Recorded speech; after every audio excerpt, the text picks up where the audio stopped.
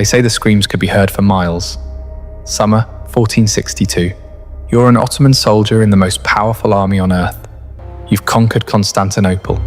You've toppled empires. You're marching into a tiny principality called Wallachia to crush a rebel prince. It should take weeks, maybe days. Then you smell it. Death, rot, something else you can't quite name.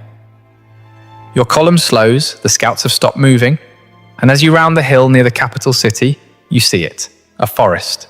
But the trees, they're not trees, they're human beings, 20,000 of them, your brothers, your comrades.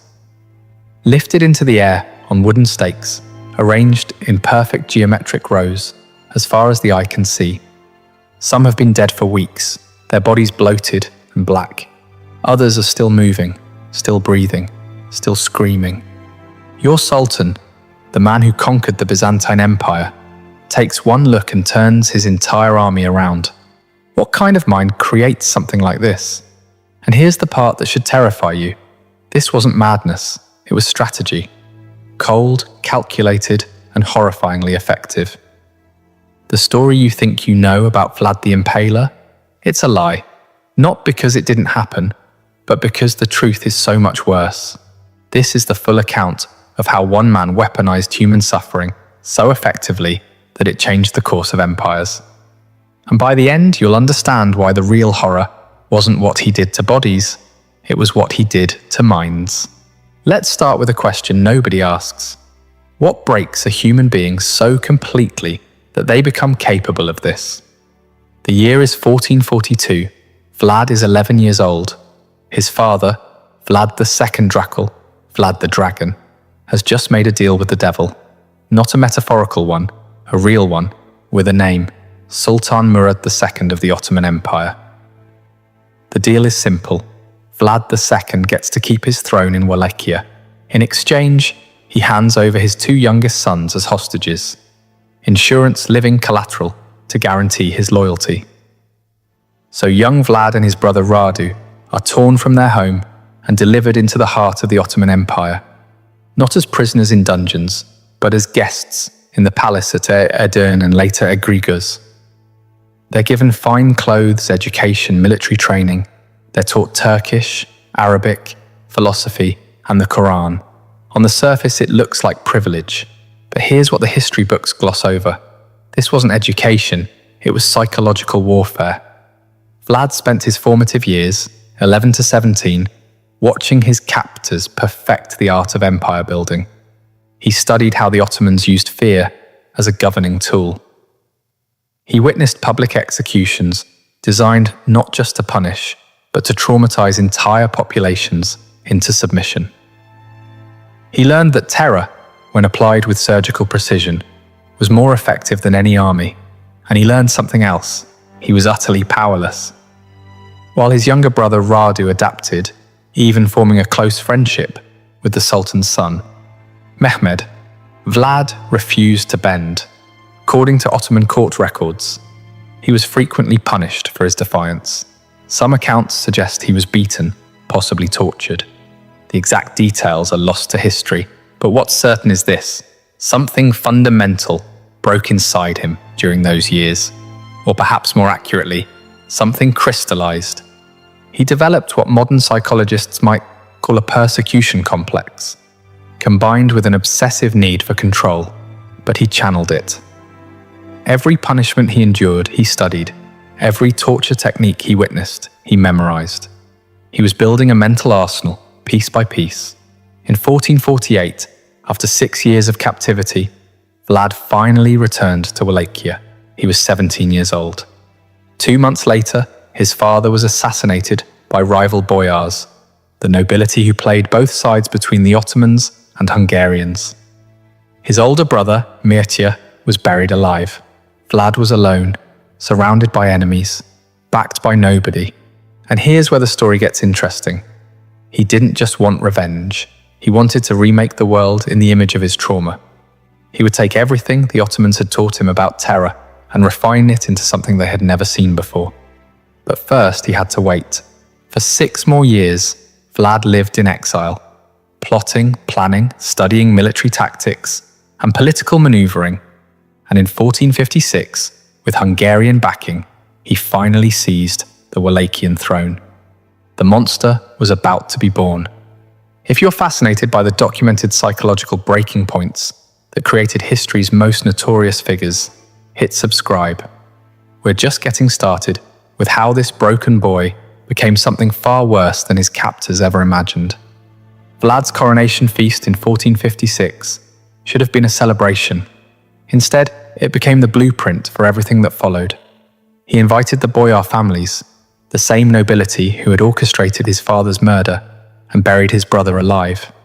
Hundreds of them arrived in their finest clothes, believing they were there to pledge loyalty to the new prince. The great hall was decorated. Wine flowed freely. Then in the middle of the feast, Vlad stood up and asked a simple question. "How many princes of Wallachia have you lived through?" The older boyars proudly answered, 7, 10. Some claimed to remember a dozen different rulers. They were bragging about their survival, their political savvy, their ability to outlast any prince who sat on the throne. Vlad smiled. Then he gave an order. Every boyar who had answered was arrested on the spot. But here's where you see the methodical mind at work. He didn't execute them. Not yet. Instead, he separated them into two groups based on age and health. The older ones, the architects of his family's destruction, they were impaled immediately outside the palace walls. Not quickly. The stakes were carefully inserted to avoid vital organs, ensuring they would die slowly, over hours or days. Their screams provided the soundtrack for what came next. The younger, stronger boyars and their families were stripped of their noble clothes and force-marched 50 miles north to the ruins of Panari Castle. There, they were given a choice that wasn't really a choice. Rebuild the fortress with their bare hands or die. For months, they hauled stones up the mountainside. They worked until their hands bled, until their fine clothes rotted off their bodies, until they collapsed from exhaustion. Most died during the construction. The survivors? They were never the same. Vlad had effectively erased the old nobility and replaced them with a new class who owed everything to him and lived in absolute terror of his displeasure. This wasn't just revenge. It was a systematic dismantling of the power structure that had made Wallachia weak. And it revealed something crucial about Vlad's psychology. He didn't just want obedience. He wanted to break people so completely that obedience became their only possible response. But this was still domestic politics. The boyars were Wallachian. What Vlad did next would send shockwaves across empires. In 1459, Sultan Mehmed II, yes, the same Mehmed who had been Vlad's childhood companion, sent envoys to Wallachia demanding the annual tribute that Vlad's father had agreed to pay. The demand came with an additional insult. Vlad was to present himself personally in Constantinople to renew his oath of vassalage. The envoys arrived expecting the usual political theatre. Perhaps some negotiation, maybe a counteroffer. What they got was a preview of hell. When they entered Vlad's court and refused to remove their turbans, a genuine religious custom in Ottoman protocol, Vlad asked them to explain their tradition. They did, probably relieved that he seemed interested in understanding rather than offended. Vlad nodded thoughtfully. Then he said something that must have frozen their blood. "I respect a man who honors his faith so completely. Let me help you honor it forever." He ordered his guards to nail the turbans directly to their skulls. Think about the precision of that cruelty. He didn't kill them. He mutilated them in a way that was both symbolically loaded and medically calculated to ensure they'd survive the journey back to Constantinople. They were walking messages, their screams echoing across the countryside as they fled back to the Sultan. When Mehmed received his envoys, these men he'd sent in good faith, now permanently disfigured and driven half-mad by pain, he understood immediately. This wasn't the childhood friend he remembered. This was something new, something that had taken the Ottoman lessons in terror and evolved them into something even the Ottomans hadn't imagined. War was now inevitable. But before that war came, Vlad had more messages to send. Here's what most people don't understand about impalement. It wasn't just execution. it was engineering. The common image, a stake driven straight through the torso, would kill almost instantly. That defeats the entire purpose. Vlad's method was far more sophisticated and infinitely more cruel.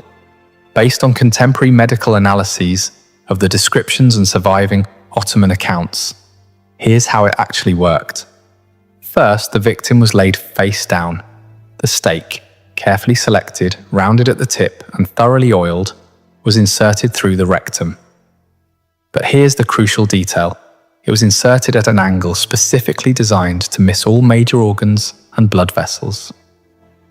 The victim was then slowly raised upright, and gravity did the rest.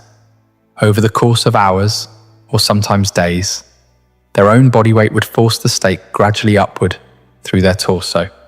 The path was calculated to avoid the heart, lungs, and major arteries. In some documented cases, the stake would eventually emerge through the shoulder or chest, but the victim could remain alive for up to 3 days. Why this method? Because Vlad understood something that modern psychological warfare experts now confirm. Witnessing prolonged suffering is exponentially more traumatizing than witnessing quick death. A battlefield beheading is horrific but brief. Impalement was a performance that lasted days, complete with screams that could be heard across entire valleys. But the physical act was only one component. The real genius, if we can use such a perverted word, was in the staging. When Vlad impaled victims, he did it in public squares, along major roads, outside city gates, anywhere that would maximize visibility. He understood that word of mouth and rumor would multiply the psychological impact far beyond the actual number of victims. One impalement witnessed by 100 people would create 100 storytellers, each of whom would tell 100 more. And he refined the symbolism constantly. Stakes were different heights based on rank, peasants near the ground, nobles higher, the highest reserved for enemy commanders. This created a grotesque visual hierarchy that reinforced his message: everyone has a place in my world, and everyone will suffer according to their station. In some accounts, he arranged impaled victims in geometric patterns: circles, stars, concentric rings. This wasn't random sadism, it was a demonstration of control. It said, I have so much power that I can turn human suffering into art. There's a German pamphlet from 1462, admittedly propaganda, but based on eyewitness accounts from Saxon merchants in Wallachia, that describes Vlad dining among the impaled. He allegedly had a table set up in the middle of a field of stakes, ate his meals surrounded by dying men, and seemed to enjoy the experience. Whether this specific incident happened exactly as described is debatable, but what's not debatable is the psychological message: I am so far beyond your understanding of human behavior that your horror doesn't touch me. The Saxons, who had their own complicated relationship with Vlad, circulated these pamphlets widely. They were some of the first mass-produced horror stories in European history, complete with woodcut illustrations. These images, crude but effective, spread across Europe and cemented Vlad's reputation. But here's the question nobody was asking. Was any of this working? Was terror actually an effective military strategy? Or was Vlad just a sadist with power? The answer came in the summer of 1462, and it would prove that Vlad's methods weren't just effective, they were devastatingly so. Sultan Mehmed II had finally had enough. By early 1462, Vlad had not only refused to pay tribute, but had launched raids deep into Ottoman territory south of the Danube. In one particularly brutal campaign, he crossed into Ottoman lands with a small force and, according to his own letter to the Hungarian king, killed over 23,000 people. He even kept a body count, categorizing victims by age and gender. Mehmed, who had conquered Constantinople at age 21, who had crushed rebellion after rebellion, who commanded the most powerful military machine on earth, decided to personally handle the Wallachian problem. In the spring of 1462, he assembled an army estimated between 60,000 and 90,000 men. The exact number is lost to history, but even conservative estimates put it at more than triple Wallachia's entire military-age male population. This wasn't an invasion, it was an extermination. Vlad had maybe 20,000 to 30,000 men total, many of them peasant conscripts with minimal training. A conventional battle would be a massacre. So Vlad did what he'd been planning since childhood. He refused to give them a conventional battle. As the Ottoman army entered Wallachia, they found nothing. Empty villages, poisoned wells, burned fields. Every potential source of food and water had been systematically destroyed. Vlad had ordered his own people to abandon their homes and retreat into the forests and mountains, taking their livestock with them. The Ottoman supply lines stretched longer and longer, and then the night raids began. These weren't typical skirmishes. Vlad had trained specialized units in guerrilla warfare. Small groups of men, maybe 50 to 100, would strike Ottoman camps in the dead of night, killing sentries, setting fires, and disappearing before any organized response could form. They targeted supply wagons, pack animals, ammunition stores. The goal wasn't to defeat the army, it was to make them paranoid, exhausted, and demoralized. But the masterpiece came on the night of June 17th, 1462. Vlad had learned from captured Ottoman soldiers that Sultan Mehmed himself was camped near Targovishte with his personal guard, the elite Janissaries. This was an opportunity that would never come again. Vlad personally led a force of about 10,000 men in what became known as the night attack. Under cover of darkness, they infiltrated the massive Ottoman camp with one objective: kill the Sultan. Contemporary accounts describe absolute chaos. The Wallachians were dressed in captured Ottoman uniforms and knew enough Turkish to cause confusion. They set fire to tents, stampeded horses, and specifically targeted the section of camp where the Sultan's pavilion stood. They came within yards of Mehmed himself. Some historians believe Vlad and the Sultan were briefly in visual contact across the burning camp, but the Janissaries held, forming a defensive circle around their leader. After hours of close-quarters combat, Vlad realized he couldn't break through. He ordered a retreat, and his men vanished back into the night as suddenly as they'd appeared. The Ottoman casualties were relatively light, maybe 2,000 killed, though Ottoman sources downplay the numbers. But the psychological damage was catastrophic. The Sultan of the Ottoman Empire, in the middle of his own army, had nearly been killed by a vastly outnumbered enemy who struck from nowhere and disappeared like ghosts. Mehmed's commanders were rattled, his soldiers were exhausted, and they were still weeks away from Constantinople, marching through a dead landscape where every shadow might hide an enemy. Then they reached the capital, and they saw what Vlad had been preparing for them. No written description can fully capture what Mehmed's army encountered on the approach to Targovishte in late June 1462. But we can try. Imagine you're an Ottoman soldier. You've been marching for weeks through scorched earth. You're hungry, exhausted, and jumpy from constant night raids. You haven't seen the enemy in days. They've just vanished. That should be a good sign. It feels like a trap. As you approach the Wallachian capital, the smell hits first. If you've ever smelled a dead animal rotting in summer heat, multiply that by thousands, then add the sweet, sick-making odor of decomposing human flesh. It's so thick you can taste it. Then you see the stakes, the first one, then 10, then 100. Then you realize there is no end. They stretch to the horizon in every direction. Contemporary accounts say the field of impaled bodies extended for nearly 2 miles in length and over half a mile in width. Modern historians debate the exact number. Ottoman sources, probably minimizing for propaganda reasons, claim 10,000. Wallachian and Hungarian sources claim up to 20,000. The truth is probably somewhere between 15,000 and 20,000 impaled bodies. But here's what makes your skin crawl. This wasn't random. The stakes were arranged in precise geometric patterns, concentric circles radiating out from the capital height ordered rows. In some sections they formed star patterns, visible from elevated ground.